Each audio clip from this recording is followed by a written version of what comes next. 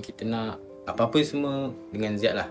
Kalau travel ke apa, kita akan utamakan dia. Kalau ada any occasion ke, prioritaskan kat dia.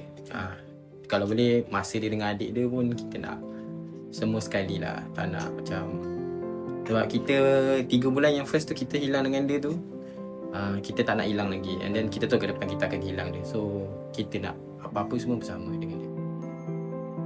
Dia tak menyarap ke, dia tak duduk ke, it's okay. Manalah tahu kita tak tahu apa yang ke depan. Maybe dia terus nak jalan ke, I boleh tengok keadaan macam tu ke. Tapi kalau tak boleh pun, it's okay. Kita just hope.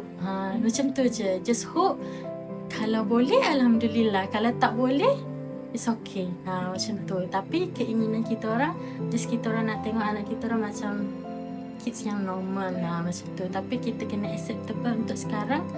Hafiah ni ada heart problem. Tengah berjalan macam tu lah. Apa-apa semua saya dengan dia lah. Tak pernah apa orang cakap macam saya tempat lain, dia tempat lain, tak pernah. Apa-apa pun saya dengan dia juga.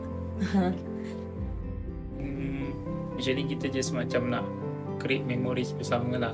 Sebab dulu dia masih kecil, kita pun tak sempat lagi nak pergi, orang cakap nak create some memories lah, sebab dia still bayi kan.